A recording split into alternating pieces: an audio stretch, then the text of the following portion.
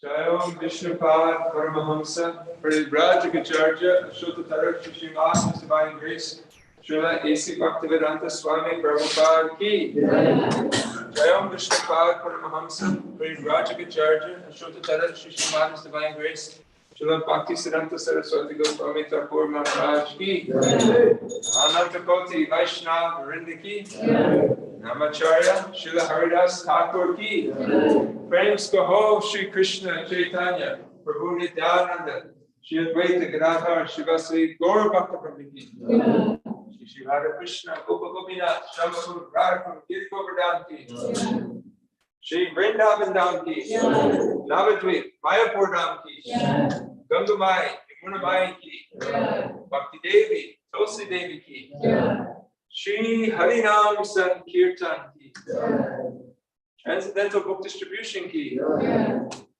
Samaveta Bhaktivinoda Ki Rataraj Srimad Bhagavatam Ki Nitai Gaur Premanande. All glories to the assembled devotees. All glories to the assembled devotees. All glories to the assembled devotees. All glories, all glories to the lotus feet of Shri Shinguru and Shri Gauranga. Namo Vishnu Padaya Krishna Prasaya Bhakti Shrimati Namaste Saraswati Devi Guru Bhakti Shri Shri Shri Paschatya Deshan Arine.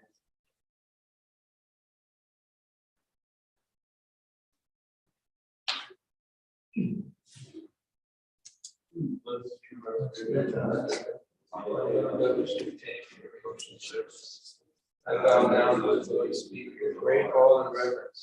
By His grace, one can cross the ocean of material suffering and obtain mercy.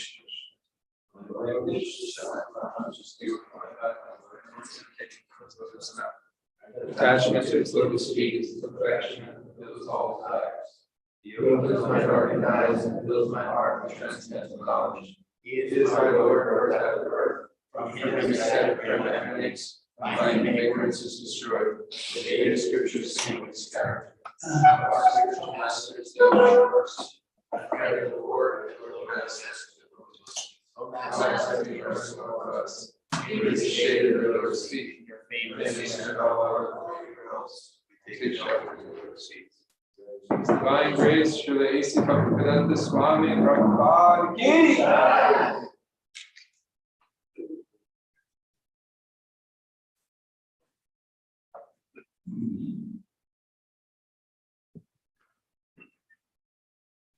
Hare Krishna. I'd like to welcome everyone to the morning program. Especially I'd like to welcome in those viewing online for the Srimad Bhagavatam class today. Today's class will be given by His Grace Acharya Prabhu, and we'll continue our study of the Srimad Bhagavatam, first canto, 15th chapter. So just as a reminder, for those that are there on Zoom, we're going to do a little bit different format than what we've been doing every on the weekdays. So we're going to be, because we have an audience here in the temple room, we're going to be doing the call and response line by line. And if we can just keep yourself muted so it doesn't create an echo here in the temple room. And then when we chant the verses, it'll just be for out loud, or it'll just be for the people doing it here in the temple room. Okay, thank you for that. I hand it over to Acharya Prabhu now. Hare Krishna.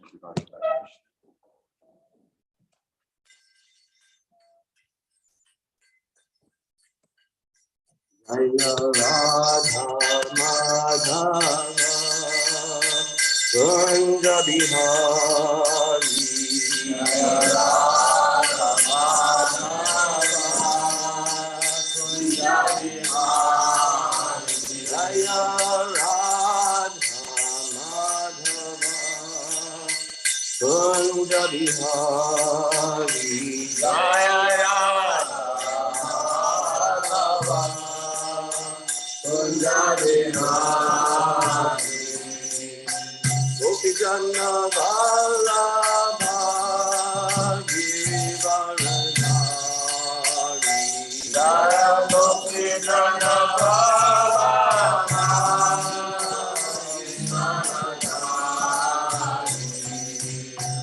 Gopi Janna Vallabha Givaradhari Jaya Gopi Janna Vallabha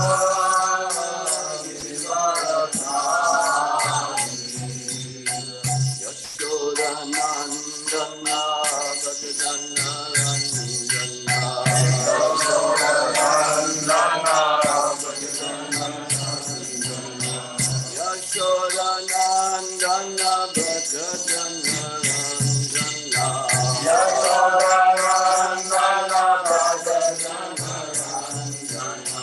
Yamuna Tira Vanachari Yamuna Tira Vanachari Yamuna Tira Vanachari Yamuna Tira Vanachari Jaya Radha Madhava Kunja Bihari Jaya Radha Madhava Kunja Bihari Jaya Radha Madhava Kunja Bihari Jaya Radha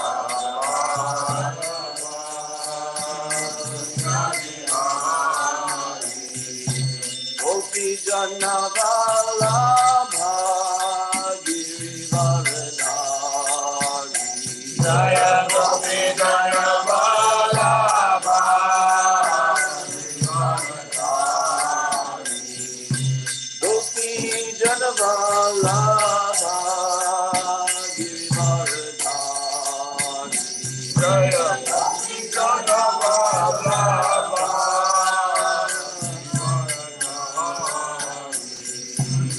Yashoda Nandana Bhagavana Ranjana Yashoda Nandana Bhagavana Ranjana Yashoda Nandana Bhagavana Ranjana Yamuna Tira Vanachari Yamuna Tira Yamuna Tira Vanachari Yamuna Tira Vanachari Jaya Radha Madhava Kunja Bihari Jaya Radha Madhava Kunja Bihari Jaya Radha Madhava Kunja Bihari Jaya Radha Madhava Kunja Bihari Jaya Radha Madhava Kunja Bihari Jaya Radha Madhava Kunja Bihari Jayam Vishnupad Paramahamsa Prabhupada Acharya Astotra Sat Shishi Madha's Divine Grace Srila A.C. Bhaktivedanta Swami Srila Prabhupada Ki Jai. ISKCON BBT Founder Acharya's Divine Grace Srila Prabhupada Ki Jai. Jayam Vishnupad Paramahamsa Prabhupada Acharya Astotra Sat Shishi Madha's Divine Grace Srila Bhakti Siddhanta Saraswati Thakur Maharaj Srila Prabhupada ki jai. Ananta Koti Vaishnava Vrinda ki jai. Namacharya Srila Haridas Thakur ki jai. Prem se kaho Shri Krishna Chaitanya Prabhu Nityananda Shri Advaita Gadadhar Shri Vasudeva Gaura Bhakta Vrinda ki jai. Shri Shri Radha Krishna Gopa Gopinath Shama Kund Radha Kund Giri Govardhan ki jai. Vrindavan Dham ki jai. Mayapur Dham ki jai. Yamuna Maya ki jai. Ganga Maya ki jai. Bhakti Devi ki jai. Tulasi Maharani ki jai. Samaveda Bhakta Vrinda ki jai. All glories to the assembled devotees. All glories to the assembled devotees. All glories to the assembled devotees. All glories to Sri Guru and Sri Garanga.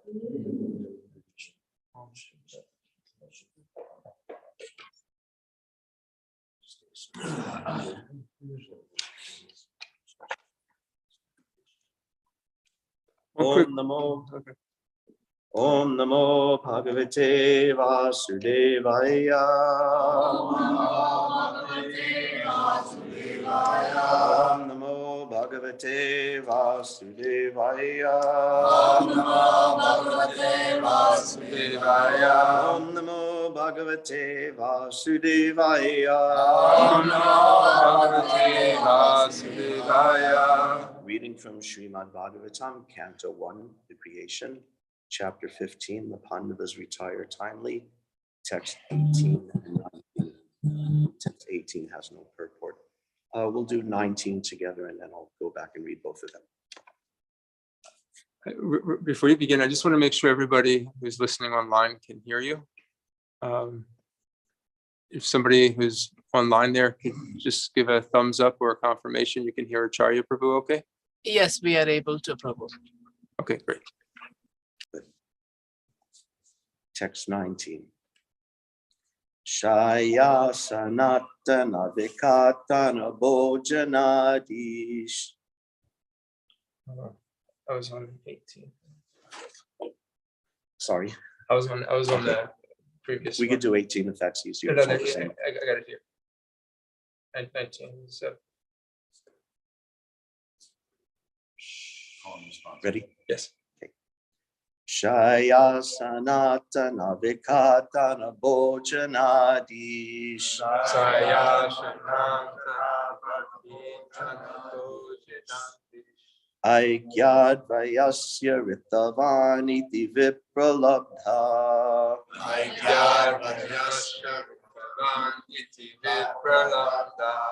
Sakyu sakeva pitrivatanayasya sarvam.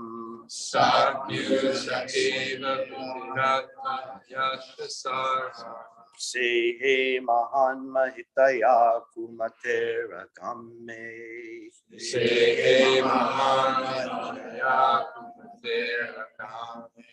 Shaya sanatana vikatana bhojanadish.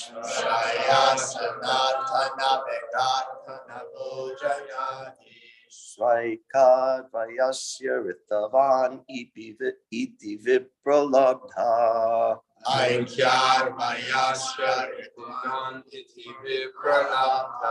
Sakyu sakeva pitrivatanayasya sarvam.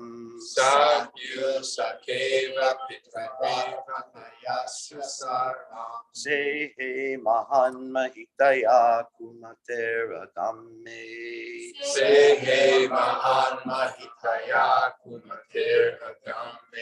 Shaya sanatana vikatana bhojanadish.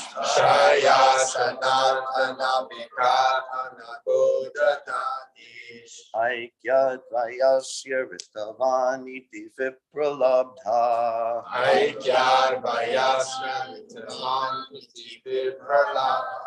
Sakyu sakeva pitravatanayasya sarvam.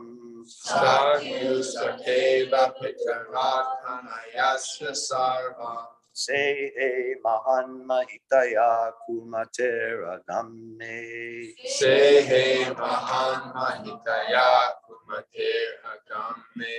Everyone chant, please.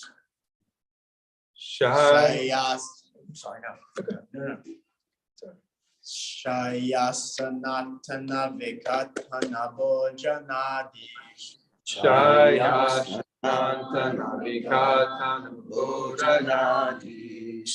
Aikyad Vayasya Ritvan Iti Vipralabdha. Vinita Pripralambha Dhanayasya Sarvam. Kritravatnayanasya Sarvam Ehe Mahan Mahitaya Kumateragame. Mahana Mahitaya Kumatera Dhamme Jaya Shanantanandika Tana Bodayandish.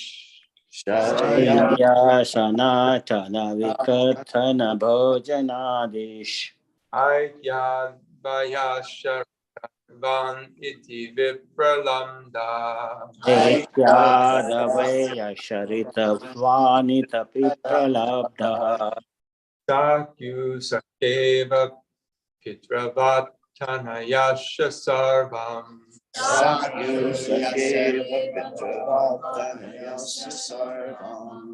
Sehe Mahan Mahitaya Kumater Agame. Sehe Mahan Mahitaya Kumater Agame.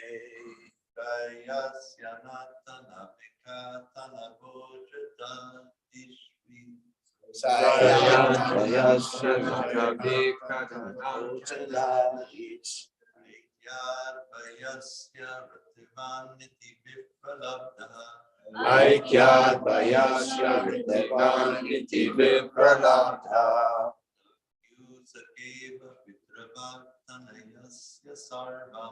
Sakyu Sakeva Pitrivattanayasya Sarvam.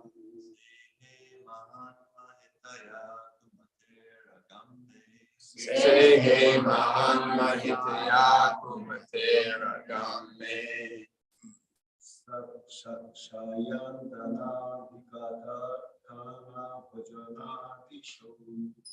Saya Sanatana Vikata Bhojanadish.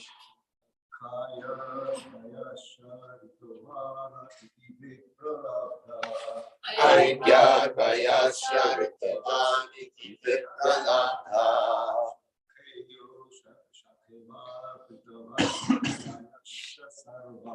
Sakyu Sakeva Pitrivattanayasya Sarvam.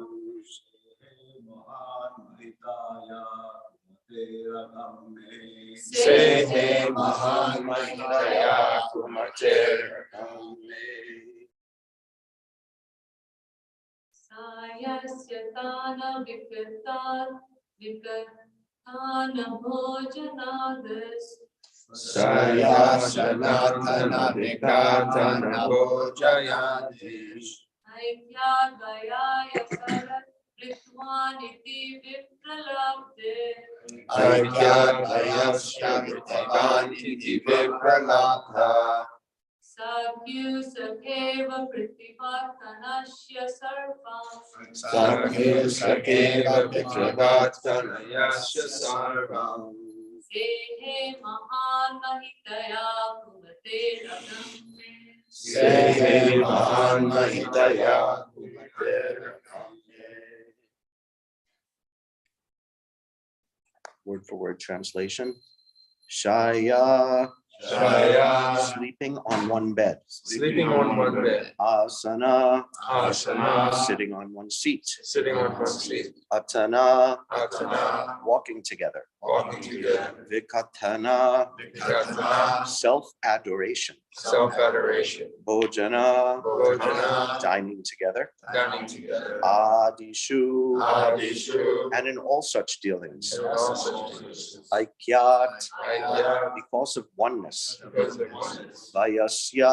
Vayasya. Oh my friend. Oh my friend. Ritavan. Ritavan. Truthful. Truthful. Iti. Iti. Thus. Thus. Vipralabdha, misbehaved, Sakyu, unto a friend, Sakha Eva, just like a friend, Pitravat, just like the father, Tanayasya, of a child, Sarvam, all, Sehe, tolerated, Mahan, great, Mahitaya, by glories, Kumate, of one who is of low mentality,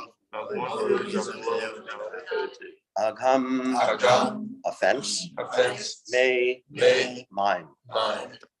Translation. Generally, both of us used to live together and sleep, sit, and loiter together. And at the time of advertising oneself for acts of chivalry, sometimes if there were any irregularity, I used to reproach him by saying, "My friend, you are very truthful." Even in those hours when his value was minimized, he, being the supreme soul, used to tolerate all these utterings of mine, excusing me, exactly as a true friend excuses his true friend, or a father excuses his son. Purport by His Divine Grace Srila Prabhupada. Since the Supreme Lord Sri Krishna is all perfect, his transcendental pastimes with his pure devotees never lack anything in any respect, either as a friend, son, or lover. The Lord relishes the reproaches of friends, parents, or fiancés more than the Vedic hymns offered to him by great learned scholars and religionists in an official fashion. Now I'll read both verses together. Narman Yudara Ruchira Smita Shobitani He Partha Herjuna Sake Kurunandaneti Sanjalpitani Naradeva Riddhi Sprishani Smartur Lutani Hridayam Mama Madhavasya. O King, his jokings and frank talks were pleasing and beautiful, decorated with smiles. His addresses unto me as, O son of Pritha, O friend, O son of the Kuru dynasty, and all such heartiness are now remembered by me, and thus I am overwhelmed. Shaya sanatana vikatana bhojanadi shwaikyad vayasya ritavan iti vipralabdha sakyu sakeva pitravatana sarvam sehe mahan mahitaya kumate ragamme. Generally, both of us used to live together and sleep, sit, and loiter together. And at the time of advertising oneself for acts of chivalry, sometimes if there were any irregularity, I used to reproach him by saying, "My friend, you are very truthful." Even in those hours when his value was minimized, he, being the supreme soul, used to tolerate all these utterings of mine, excusing me exactly as a true friend or a father. Excusing me exactly as a true friend excuses his true friend, or a father excuses his son.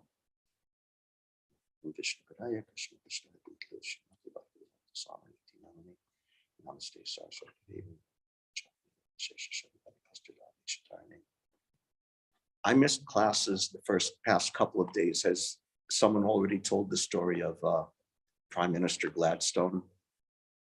Has that come up recently? No? If it hasn't come up recently, I'll tell it in this context. Prabhupada told the story a couple of times. There was some big Prime Minister Gladstone. He was Prime Minister of England, I don't know, maybe around the turn of between the 1800s and 1900s, around that time. And one big government minister came to see him. And the secretary said, "Yes, the Prime Minister is in a very busy meeting. You'll have to wait some time." So the person is out there in the office, cooling his heels, waiting, and he's waiting 15 minutes, half an hour. And he's saying again to the secretary, "I really need this important government business. I really need to see the Prime Minister." "No, he's in a very important meeting now. You can't go in." finally, after like an hour or two, he's so angry and so frustrated that he just goes past the secretary and throws open the doors of the prime minister's office. And he sees Prime Minister Gladstone on his hands and knees with his little grandchild on his back, riding on his back like riding a horse. And the prime minister is riding his grandson around the office. So that was the important business he had to do. And the point is that these free exchanges of love, like with the grandfather and the grandchild, Arjuna is saying just like friend and friend or father and son, these are so sweet and so much more beautiful and rich and tasteful than the official duties of government business. And the same thing applies to Krishna. Krishna has his government business of being God and running the universe and doing all these things. But he prefers and he enjoys and he excels at these very free expressions of love with his devotees. And we're hearing about this from Arjuna today. And the way he expresses it in these two verses is very, very nice and very exemplary. In the first of today's verses, he's saying, Krishna's dealings are so beautiful and so perfect, perfectly expressing everything, his jokes, his frank talks, his smiles, all of his dealings were so sweet and so perfect.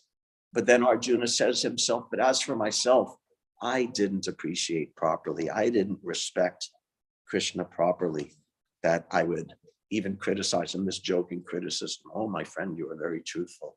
We can imagine, if two friends are talking and one of them is bragging, you might tease your friend like that. Oh yeah, sure.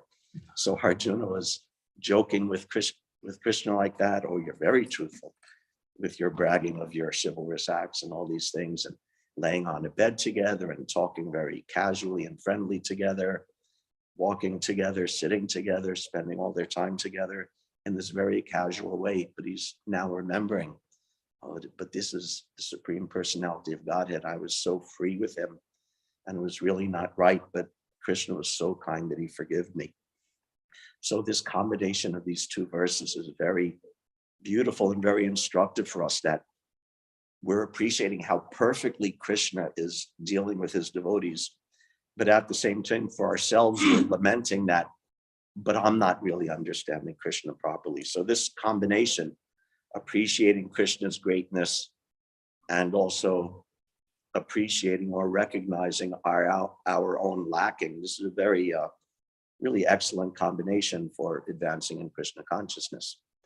The materialists, they do the opposite. I'm great, but this thing failed. Oh, why did God didn't do things right? God didn't give me this or that or the other thing I wanted, even though I did everything perfectly. So they turned it upside down, that I'm perfect and God's the one at fault.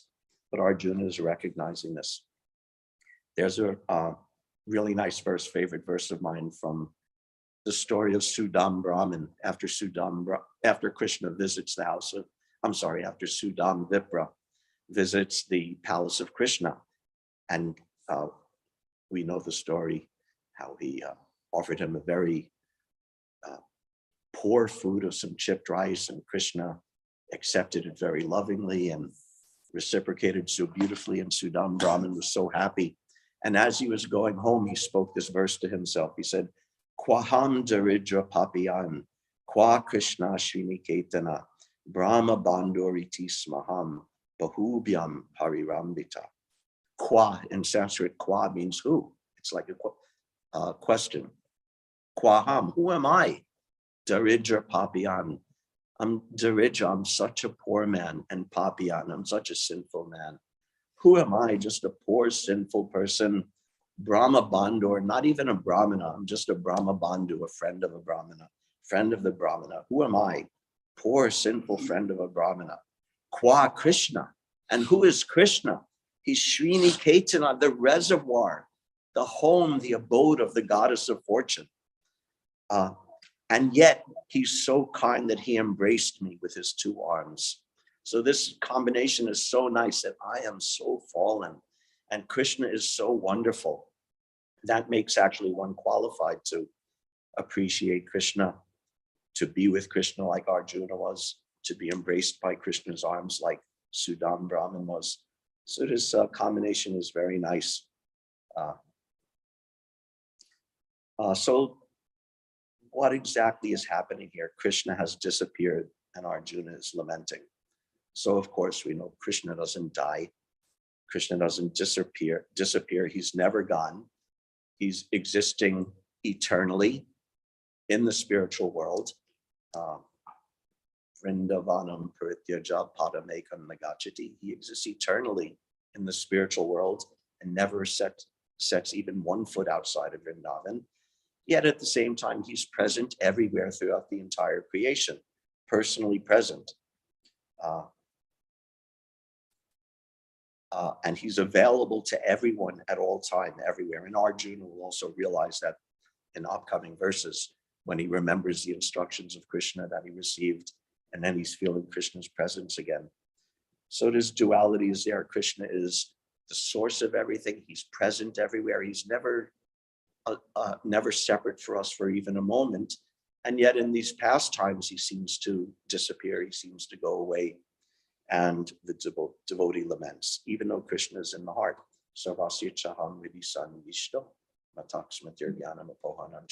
Krishna is in everyone's heart. And our very thinking process is remembering, forgetting, thinking, all of this is simply due to Krishna. So he's in our heart. The Puranas, Prabhupada would sometimes equate Dwasuparna Sayuja, just like two birds, Sakaya Samanam Vriksham, just like two birds who are friends are sitting on the same tree together, the soul and the super soul. So, and the tree is the body. So the soul and the super soul are always right there, right together, just like Arjuna, eating together and sleeping together and lying together and walking together. We're like that soul and super soul on the tree of the body. But one bird is super soul who is observing, and the other bird is the jiva. And if the jiva turns away from Krishna and wants to enjoy the fruits of the tree and not pay attention to his friend, his bird friend, sitting on the same tree with him, then although he's never separate from Krishna, in one sense, the soul is in separation from Krishna. So this is the dilemma for the conditioned soul, this dilemma that we've imposed separation from Krishna upon ourselves. But the great devotees like Arjuna, like the Brijavasis, they're also feeling this separation. And in that case, that separation is actually the highest ecstasy of Krishna consciousness. This is Virahabhav. This is Chaitanya Mahaprabhu, and he's praying, Shunyaitam Jagat Sarvam Govinda Virahename. That Chaitanya Mahaprabhu is saying, Govinda Virahat, I'm feeling separation from Krishna. And because of that, Shunyaitam Jagat Sarvam. It's very simple Sanskrit. Shunya means void. Jagat means the universe. And Sarvam means all or everything. So feeling that separation from Krishna, Chaitanya Mahaprabhu is seeing the whole universe as void. So this is the ecstasy of separation from a devotee, which is different than the misery of separation of the forgetful jiva. Another example, great example, is Madhavendra Puri. At the time of Madhavendra Puri's passing away, he was lamenting. He was saying, Krishna na painu mathura. That, oh, I could not attain Krishna. I'm not in association of Krishna. Na painu mathura. I could not attain the holy abode of Mathura. I could not be in Vrindavan. And he's lamenting like that in this ecstasy of separation from Krishna. And who came along but his disciple Ramachandra Puri, who was a big rascal.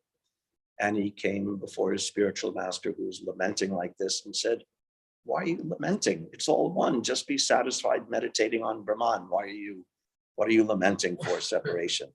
And Madhavendra Puri got very angry, and he rejected him and he kicked him out. Oh, I have to see this sinful person at the time of my death. So that's not understanding the separation of the devotee. So at different times, the different devotees, they'll react differently to these feelings of separation from Krishna. Just like another example is the wives of the Yajnik Brahmanas in Vrindavan. They had never even met Krishna before, but they heard Krishna was there, and they had heard about Krishna before because, of course, in Vrindavan, everyone's talking about Krishna. This is a constant topic. So they heard about Krishna, they knew about Krishna, but they hadn't seen him before. And they heard he was there. And they were feeling, Krishna's here, I have to go see him. And even their parents, their husbands, their family members tried to restrain them, but they couldn't. That those feelings of separation were so strong that they left everything. They left their house, they left their family and went to be with Krishna. And even it's described that there was one of those wives of the Yajnik Brahmanas who was forcibly restrained by her family and was not allowed to go to Krishna. And she actually in separation gave up her life and then attained a spiritual body by which she was able to associate with Krishna. So these wives of the Yajnik Brahmanas were feeling this separation so much. And then they came before Krishna and they offered him all the food from their household and fed him. And they said, we're just going to stay with you. We're not even going back to our houses, going back to our families. First of all, they won't even accept us because we've disobeyed them. So we're fallen, so-called fallen by societal standards. So what's the point? And besides that, we don't want to be with them. We want to be with Krishna. And Krishna said to them, no, you should go back. Don't worry, they'll accept you properly. And not just accept you, but they'll worship you as great devotees.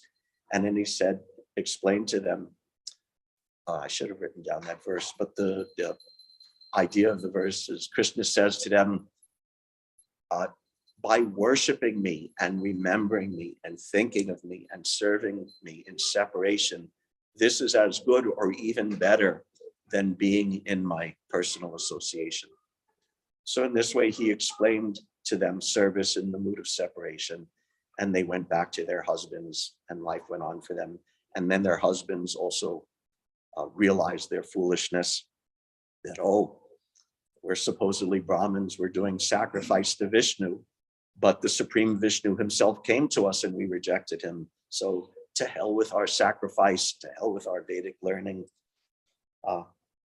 So that was the wives of the Yajnik Brahmanas. And then similarly, at the time of the Rasa dance, when Krishna called all the gopis to the forest and they came to him, and same thing, they left aside all their husbands, their wives, their children, their family, their society, their rules and regulations, everything, and just gave it up and ran to the forest to be with Krishna. And at that time, the exact verse, the exact words that Krishna spoke to the wives of the Vedic Brahmanas, telling them, you serve me in separation, that's better. You hear and chant, you worship the deity, you do service, that's better than my personal association. And Krishna said that exact same verse word for word to the gopis, trying to convince them to go home. But the gopis' love was on such a different level that they actually rejected that instruction. Whereas the Yajnik Brahmanas on their level, they accepted it and were perfect in doing that. But the gopis' mood was so intense that they actually rejected that and said, no, we're not going. We don't accept that. We want to be with you. And then the whole rasa dance occurred.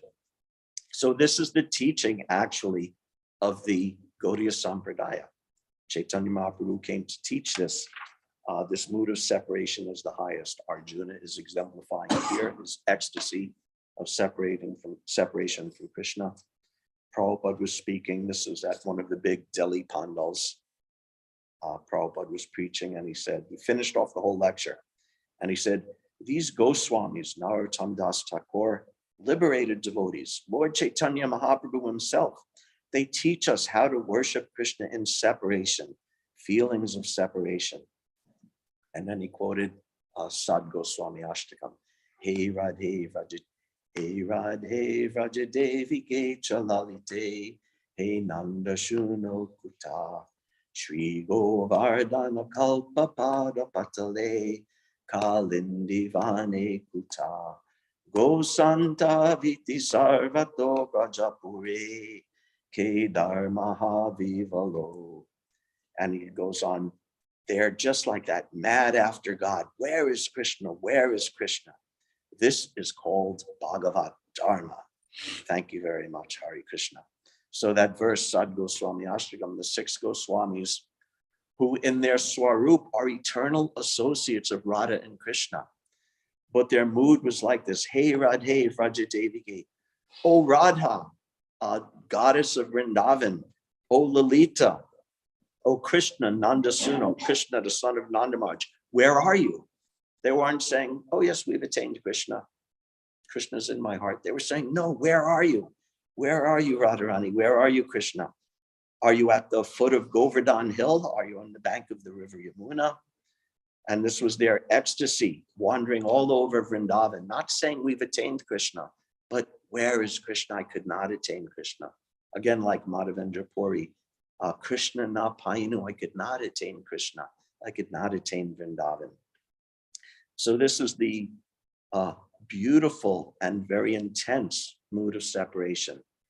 And of course, the 6 Goswamis, Chaitanya Mahaprabhu, the Yajnik Brahmins, the Gopis, these are one thing. But these are also exemplary for us. They're an example, and there are ways in which we can aspire for these things. And we, again, this is Arjuna is also expressing some of that in ways that we can understand. There's different kinds of separation, different moods of separation. There's Purva Raga, which means that even before you've even met Krishna, you've never seen Krishna before, you've never met Krishna before, but you're feeling separation. Just like the Yajnik Brahmana's wives, they had never met Krishna, but they're feeling separation. Oh, Krishna, where is Krishna? Or back on Radhastami, we heard the story how Radharani appeared as a little baby and her eyes were closed. She was appearing as blind because this was her Purva Raga. Before she even met Krishna in that particular pastime, she was appearing as blind because she was feeling separation from Krishna. I don't want to see this world. I don't want to see anyone in this world if I can't see Krishna. And then when Krishna, baby Krishna came, and then they were together, then Radharani opened her eyes and saw Krishna. So Purva Raga, before we even meet Krishna, those of us who maybe experienced before coming to Krishna, we felt a longing in our life, a vacuum in our life, something lacking in our life, that we are missing something. And we went looking for some kind of spiritual fulfillment. That lacking is also a kind of Purva Raga. We didn't know about Krishna. We had never heard of Krishna, but we felt some lacking, some separation, that there's something missing in our life. And we went searching for that. And those of us who were fortunate were able to come to Srila Prabhupada's movement and attain Krishna. It's not the same thing, but I think it's analogous enough that we can appreciate that. Yes, we didn't know anything, but we were feeling that separation from Krishna without even knowing it. Radharani would sometimes also express separation from Krishna by her man, by her mood of anger. She would become angry at Krishna and then separate herself from Krishna or deny Krishna her association out of this anger. There's pravas, which is actual physical separation, that like Arjuna is feeling now, that he's actually separated, that Krishna used to be there, now he's not there. Or the gopis in the Rasa dance, Krishna was there, then he disappeared. And then there's prema vaichitya, which is a kind of separation so amazing that Radha and Krishna, or Krishna and the devotee, can actually be together, but still the mood of separation is there even when they're together. And the story is told in Vrindavan that Radha and Krishna were together one time on a swing, and because the swing was all covered with flowers and garlands and dusted with the pollen of lotus flowers, this is very attractive to bees. So a bumblebee came and was buzzing around Radharani's face, disturbing her. And so one of Krishna's servants, sort of brushed the bee away, chased the bee away, and came back and he said, Madhu is gone. Madhu means bee. And Madhu also means Krishna, Madhava. So Radharani heard that. She was on a swing with Krishna right next to her. But just hearing the words, Madhu is gone, She thought, oh, Krishna is gone. And she became, in her ecstasy and her fear of losing Krishna, she actually became blinded to Krishna's presence and felt this great mood of separation. And because of that, she started crying. And Krishna saw that and he started crying, and their tears collected and formed the lake in Vrindavan, now known as Prem Sarovar. So anyway, this that was a little bit of a side trip there. But anyway, this mood of separation is an essential part of understanding Krishna and appreciating Krishna. And we also incorporate it into our devotional service in various ways when possible. Arjuna's mood here is very beautiful and instructive in that sense. And also we may remember this is not the first time that Arjuna expressed this either. If we go back to Bhagavad Gita, Krishna was present with Krishna right next to each other on the chariot. But then Krishna presented to Arjuna his universal form. And Arjuna was feeling this separation that, oh, here's this amazing universal form. But where is Krishna, my friend, my Sarati, my chariot driver? So after seeing this universal form, Arjuna expressed very similar sentiments to what is expressed in today's verses. This is from 11th chapter of Bhagavad Gita, text 41. Arjuna says, thinking of you as my friend, I have rashly addressed you, O Krishna, O Yadava, O my friend, not knowing your glories. Please forgive whatever I may have done in madness or in love. I have dishonored you many times, jesting as we relaxed, lay on the same bed or sat and ate together, sometimes alone and sometimes in front of many friends. O infallible one, please excuse me for all these offenses. Then in text 44, he again echoes the same sentiments as today, saying,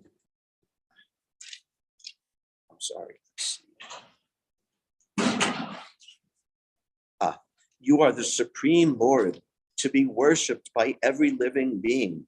Thus I fall down to offer you my respectful obeisances and ask your mercy. As a father tolerates the impudence of his son, or a friend tolerates the impertinence of a friend, or a wife tolerates the familiarity of her partner, please tolerate the wrongs I may have done you.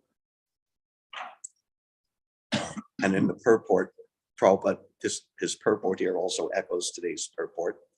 Krishna's devotees relate to Krishna in various relationships. One might treat Krishna as a son, one might treat Krishna as a husband, as a friend, or as a master. Krishna and Arjuna are related in friendship. As the father tolerates, or the husband or master tolerates, so Krishna tolerates.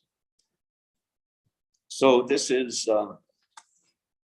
Arjuna's mood, which again, he's expressed more than once. He says, oh, I may have said to you, hey Krishna, hey Yadava, hey Saka, oh Krishna. And Vishwanath Chakravarti Thakur explains why this is disrespectful, that you don't say, hey Krishna, it's always Shri Krishna, Lord Krishna. The personality of Godhead, just like Prabhupada, when he translated his Bhagavad Gita, he rejected the previous translation of Sri Bhagavan Vacha, as the Blessed Lord said, and made it the Supreme Personality of God. It said, you have to understand who Krishna is. So you don't say, hey Krishna, hey Yadava, oh Yadava. This is also, he explains, improper. There are so many Yadavas. There are millions of Yadavas. You have to say the best of the Yadavas.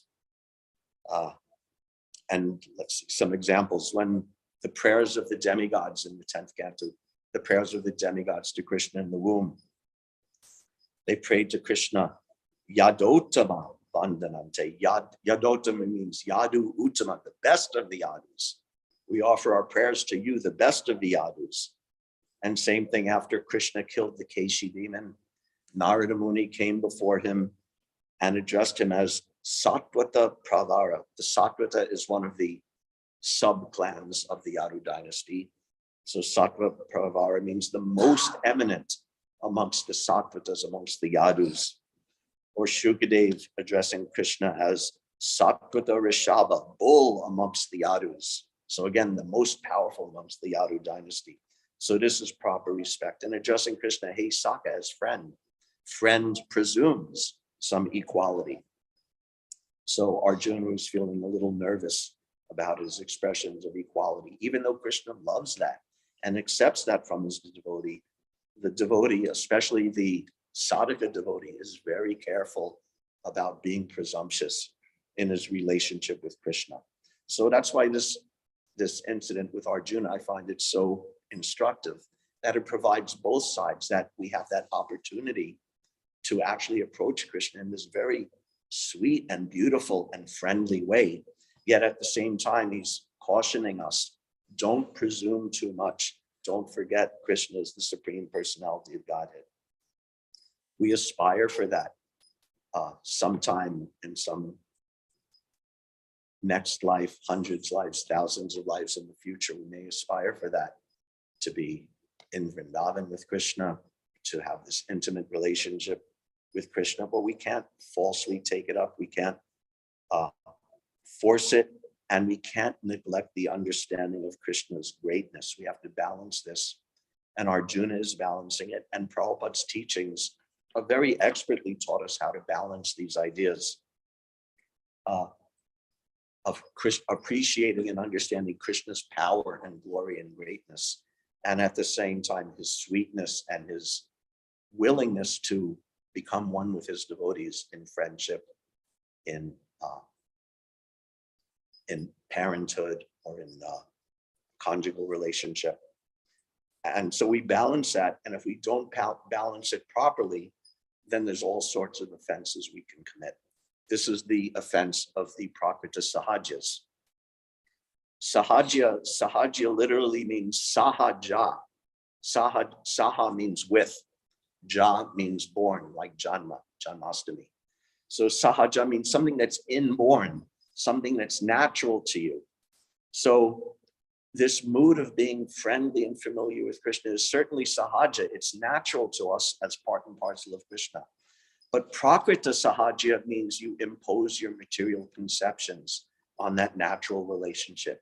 It means you're not at the stage of being free from material desires. You're not at the stage of actually loving Krishna, but you're forcing this conception of, oh, I'm equal to Krishna, or I'm Krishna's gopi, just like there's foolish people in India. Men who will dress up in a sari and say, oh, I'm a gopi, or foolish things like this. Therefore, it's called prakrita sahaja, materialistic pseudo-naturalness. Our relationship with Krishna is actually sahaja in the sense that it's natural, inborn. That's what nitya siddha Krishna prema sadhyaka bunoi. That's what that means, that this love for Krishna is natural and spontaneous to us. But if we presume too much when we're not qualified, then we cheapen it and commit offenses. And the opposite of that imbalance is the imbalance of being so absorbed in ritual and so absorbed in rules and regulations that we completely forget loving Krishna or pleasing Krishna or having a relationship with Krishna. And that also is a mistake, and that also will not endure just dry smartaism or dry following in rules and regulations. Therefore, Prabhupada always encouraged both of these things so beautifully. That you understand Krishna as the Supreme Personality of Godhead and his greatness and his power. And you also serve him with love, with devotion. And these two together will work together to advance us in Krishna consciousness. It's like Prabhupada speaking in Nectar of Devotion when he's explaining Raganuga Bhakti, spontaneous devotional service. He says how in the beginning, the devotee, I love this example, but I also don't love it because I never go to Mangalarti, so I have to expose myself as kind of a rascal. But this is Prabhupada's example, that he says in the beginning, the devotee may not want to or may not be inspired to, but because the spiritual master says you rise early, you go to the temple, you go to Mangalarti, you do it, even if you don't have some ecstatic feeling. But then gradually you do it, and then you start thinking, oh yes, I want to see Krishna. I want to go to the temple. I want to decorate the deities in different ways. And this is how the spontaneous devotion grows from the rules and regulations, from the intellectual understanding of Krishna's greatness. You serve him, and as you get to know him, we have in English the saying, to know him is to love him. So this is especially true of Krishna, that when you know Krishna and start understanding him, then you start serving him. And when you start serving him, then gradually you'll start loving him, not by forcing it, not by artificially taking up something you're not qualified for. But this is the business of the whole process of Krishna consciousness as given to us by Srila Prabhupada. And Prabhupada designed ISKCON very nicely in that way. Prabhupada very much, I'll invent a word, desmartaized Krishna consciousness for us. He gave us rules and regulations, but he didn't really give us a lot of the rules and regulations that could have been dragged over from India or from Vedic culture, whatever Vedic culture means. He kept things simple. Ekadasi, you fast, but he didn't give so many details and so many things. Chaturmasya, yes, you don't eat greens, you don't eat yogurt, you don't drink milk, you don't eat urad dal. But there's so much more to it, but he didn't stress it as very essential. Deity worship, the very first deity worship was in San Francisco with Jagannath deities. And he was having the devotees every day. The devotees would take a candle, like a birthday candle, and light it and offer it to the deity. And then after doing that sometime, the devotee said, is there more that we can do? The Prabhupada said, yes, you can also light a stick of incense and also offer that along with the candle. And then after some time, the devotee asked, is there more we can do? And Prabhupada said, oh, there's a I love this pastime so much. He said, oh, there's so much more, but if I told you all of it, you would faint. So even now, just like here in the temple, we have very beautiful worship of Radhashar, Bihari, Jagannath, and Gauranitai. But if you look at, standards of deity worship, even today in some places in India, or what to speak of Dwapara Yuga, was it Dwapara or Treta Yuga when deity worship was the Dwapara Yuga, yes. Compared to that, standards were nothing, but Prabhupada gave us a very good standard that will keep us, Prabhupada said about the deity worship, it keeps us punctual and very neat and clean and Brahminical. He gave us the rules to do that, even if he didn't give like a whole universe of very intricate rules. He knew what rules are important and essential to keep us on the straight and narrow. And by following those rules in that way and not getting lost in rules and regulations, but by following them strictly, then you can develop devotion for the deity and eventually spontaneous devotion for the deity, or chanting Hare Krishna. Srila Bhakti Siddhanta reportedly said that if you don't chant 64 rounds a day, you're falling. But Prabhupada said you chant 16 rounds a day, minimum 16 rounds a day. And he also said that eventually by chanting 16 rounds a day, you'll come to the point of thinking 16 rounds a day? Why 16 rounds a day? Let me chant 16 hundreds of rounds. So this is how Prabhupada's intelligent application of rules and regulations, which he stressed and he really wanted us to follow and follow strictly, will grow to the stage of spontaneous love and devotion. And that's what he had hopes of. That's what he had expectation for with us, that we follow the rules and regulations he gave us very strictly, but we don't have to unnecessarily overburden ourselves with rules and regulations. But what he gave us, we follow strictly. 4 regulative principles, 16 rounds, engage in Krishna service. Here, chant, Shravan, Kirtan, and Vishnu, all these processes of devotional service. This will lead to the spontaneous devotional service. And one misunderstanding of spontaneous devotional service is that, at the spontaneous stage, I don't have to follow rules and regulations anymore. This is a misunderstanding. Actually, the devotee on the stage of Raganuga Bhakti will follow the rules and regulations not only as well as the sadhana bhakta, he'll follow them better. But the difference is that internally, he's meditating on his a loving relationship with Krishna. And following the rules and regulations externally is how he expresses that externally. And the internal meditation is how he expresses it internally. Yes, this is from Bhakti Rasamrita Sindhu, quoted in Chaitanya Charitamrita. Shravanot kirtanadini vaida bhakti udatani tu yanyangani chaitanya cha vigyayani manishibi. That all the processes of devotional service, the important processes like Shravanam, Kirtanam, Vishnu Smaranam, all of these, accepting a spiritual master, all the things that Srila Prabhupada gave us, are important both in the sadhana stage and also in the spontaneous stage. They're essential. So we look at great devotees like Arjuna today, who are balancing so nicely their spontaneous love of Krishna and also their philosophical understanding of Krishna's greatness and their practical understanding of themselves in relation to Krishna.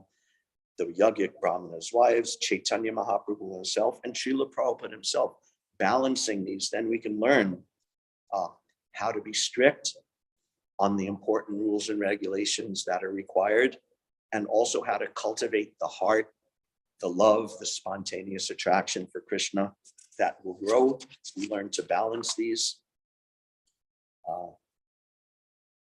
Just like last week, in Monday's class, we talked about this relationship of being Krishna's friend, and that if someone's a friend, it means you like them.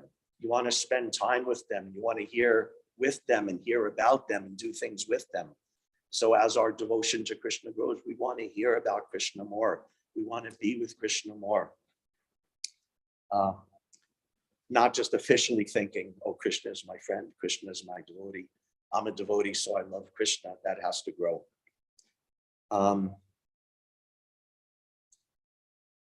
And to attain that, again, reiterating, there's no separate method to do that. There's no artificial thing we have to do, like putting on a certain dress. There's another funny story I heard long ago in Vrindavan. A devotee had visited Vrindavan. Sometimes devotees, when they go to Vrindavan for the first time, they go a little nuts. I know I did when I first went to Vrindavan. A little, mild spot of insanity. But the story is one devotee was there in Vrindavan and a friend went to visit him and he opened the door and he saw the person walking back and forth in his room going like this. Walking back and forth in the room like this. What are you doing? He said, oh, I saw some Babaji. And he told me that my relationship with Krishna in Vrindavan is that I'm a peacock. So I'm practicing walking like, have you seen peacocks how they walk and they bob their heads like this? So this is an extreme example of the foolishness that we have to be careful of. But the point is there's no separate artificial method. It's the process of sadhana as given to us by Srila Prabhupada that does that. And 5 items of sadhana given by Srila Rupa Goswami, given by Srila Prabhupada, are especially important for transforming us from simply official devotees or ritualistic devotees into spontaneous loving devotees.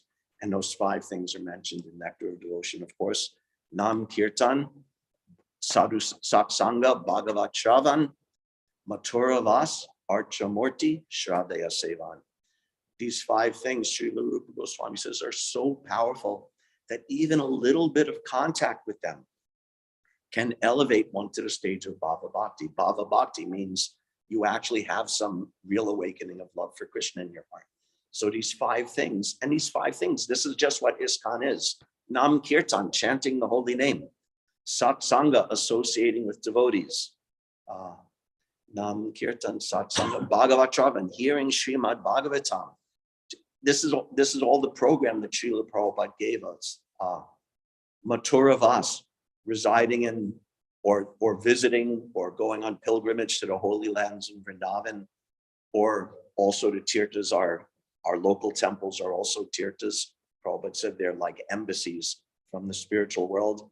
So Mathura Vas, residing in the temple, visiting the temple, being part of the temple, going to Vrindavan, going to Mayapur, which he, at great expense and great personal endeavor and energy, Prabhupada built these beautiful Vrindavan Krishna Balaram Mandir and Mayapur Chandrodaya Mandir for this purpose, and Madhurvas and Archamurti worshiping the deity in the temple. These 5 things are so powerful that you touch them just a little bit, take part just a little bit, and it could bring you to the stage of Bhava Bhakti. Because what are these 5 things? These 5 things are simply ways of contacting Krishna. These are how we touch Krishna. We touch Krishna with our tongue through the holy name, by reading Srimad Bhagavatam, which is Krishna himself. The deity, of course, obviously is Krishna himself, his abode. This is all just touching Krishna. And by touching Krishna, we become purified. We become Krishnaized, as Prabhupada would say. This is from a Nityananda's appearance lecture. Prabhupada was commenting on the Bhajan Nitai Pada Kamala. And he spoke, he said, without being eternal, nobody can serve the eternal. That is the Vedic injunction. Without becoming Brahman, one cannot approach the Supreme Brahman.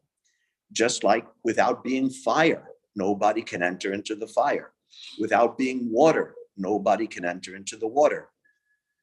Similarly, without being fully spiritualized, nobody can enter into the spiritual kingdom. So, Nityayer Charana Satya. If you catch the lotus feet of Nityananda, then you become immediately spiritualized. Just like if you touch electricity, immediately you become electrified. That is natural. Similarly, Nityananda is eternal happiness. Nitya Ananda.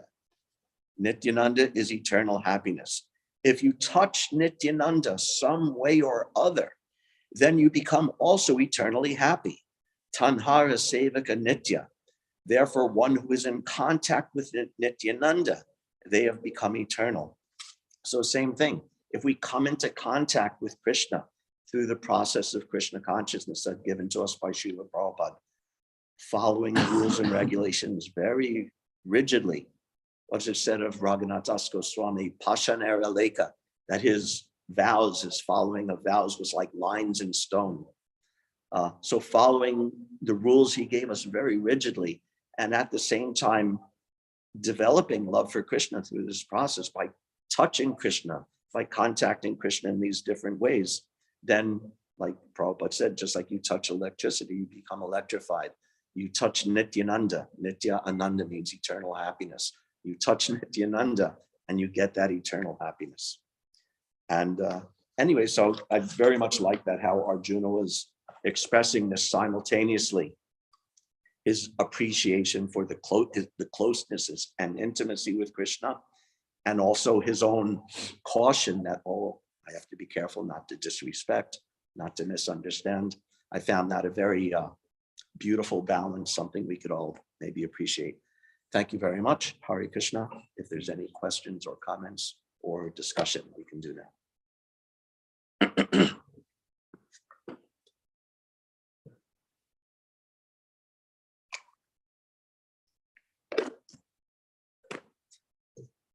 It is fantastic, and really appreciated the in-depth analysis of separation, as well as this balance between the sadhana bhakti, but also remembering that the goal is to develop our love and relationship with Krishna.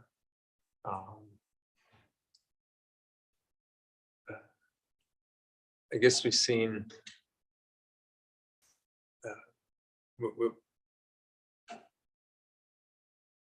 what would be a way in which one could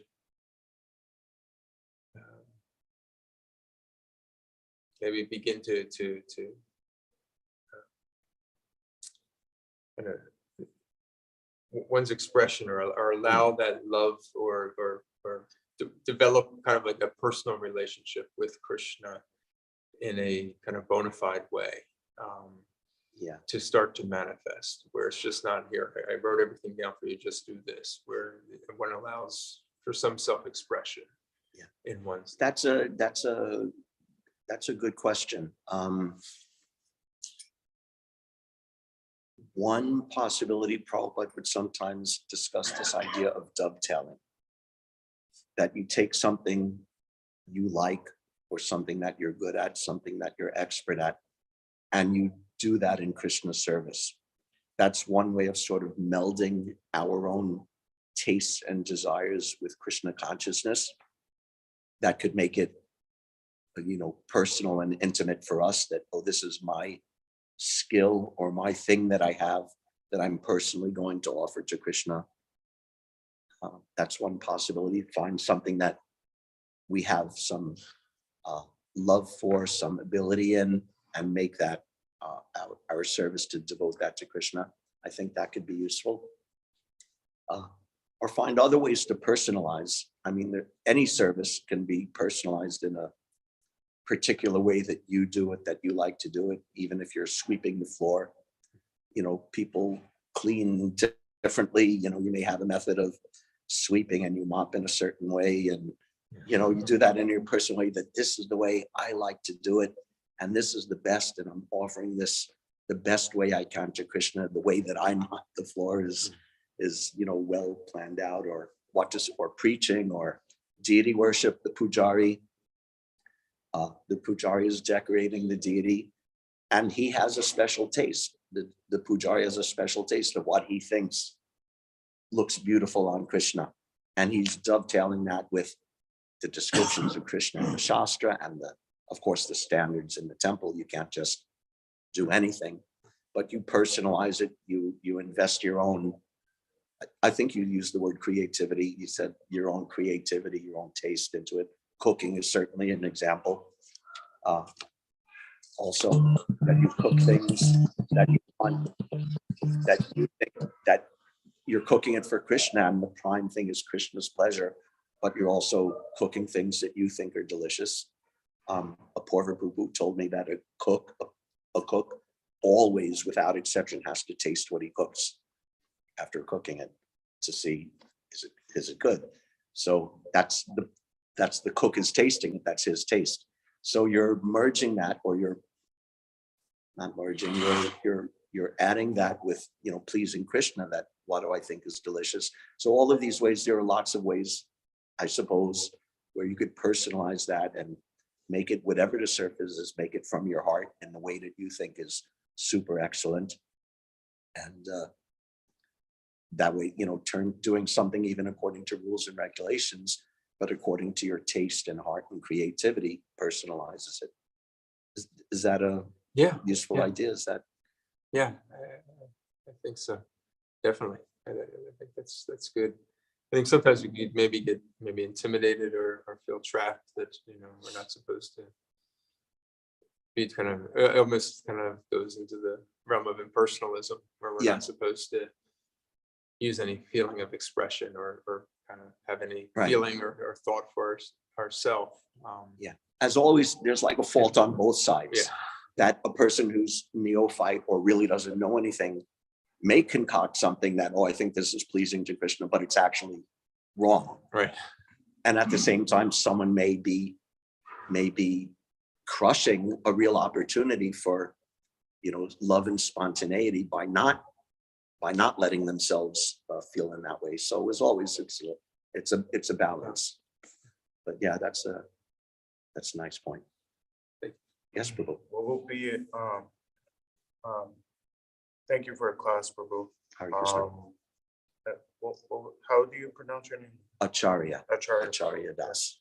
Acharya Prabhu. So when you're explaining having a balance between following the rules and regulations and then having us developing spontaneity, what Bhagavad Gita verse would you use that would embody that? I don't know. Give me 15 seconds to think about that and see if I could dredge anything up. This is not exactly what you're addressing, but maybe the verse about getting a higher taste. That just restraining the senses, right? How's that start? Ras- as the What's the beginning of that verse? senses are restricted. Param Jushran Navartate is how it ends. I get the first words are Raso Varjam Raso Pyasya Param Jushran Navartate. Anyway, the idea is that you could restrict your senses externally. But if inside you're still meditating on sense gratification, then that's not the highest renunciation. The highest renunciation is when you actually get a higher taste. So maybe you could analogize that to what we're discussing, that just externally following the rules and regulations, but without having an internal taste for serving Krishna, for loving Krishna, that's not necessarily on its own a long-term sustainable proposition. So we have to come to the stage of actually getting the higher taste by not just following the rules and regulations, but doing it in a way that we're actually developing love for Krishna. So I don't know if that exactly hit on the target of what you were talking about, but I think it's Yes. tangential at least to that idea. Yeah, those two verses were very nice. The one where the yogi who still meditates on Yeah, sense gratification, but yet like you're saying, you have to have a higher taste. Yeah. I think that was very nice. Thank you for Hare Krishna, thank you. Yeah. Vishaya Vinivartante Nirahashasha Dehina Vashavarjam Vashopiyasha Param Distra Nivartate. And translation? Though the embodied soul may be restricted from sense enjoyment, the taste for sense objects remains. But seizing such engagement by experiencing a higher taste is fixed in consciousness. Yeah, so it's not exactly the same, but I think there's some parallels there. That just dry following of rules and regulations on its own, that it needs to be accompanied by some heart, some love for Krishna to be really fruitful. Yes. Along that line, it makes me appreciate some of these really senior devotees who have written books on japa. His Holiness Satsvarup Maharaj, His Holiness Sachinandana Maharaj, His Grace Purijan Prabhu, to help, I guess, understanding that devotees may have been struggling with this, because you practice 2 hours a day, every day, and you're sitting there chanting, the same mantra, over and over again, and seeing that devotees may have been experiencing a dryness and developing bad habits as a result of that, and not connecting with Krishna in the most, the primary practice, and to bring about the ways that we're actually supposed to, or techniques, and just a mentality and a mood by which one can develop love through their chanting. Right. Yes.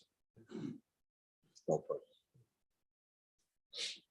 Okay, anything else? Anything from the out in TV land? Let's see here if there's any. Although it's a little late. Yeah. I don't see any hands up from out there. Anybody really quick, a question from the Zoom group? Hare Krishna Prabhu, all I wanted to say was I liked your side trip about Prema Sarovar. I had not known that, but again, just explains how even when she's sitting right next to him, she is feeling the pain of separation. I'll ask this question again later on because I might need a little bit more explanation, but the Sahajiya explanation that you had given, Prakriti, Sahajiya, but I'll ask that question again later on. Okay. Thank you, Prabhu. Thank you. Hare Krishna. Hare Krishna. Thank you. Thank you all. Thank you, everybody, for your kind attendance. All glories to Srila Prabhupada.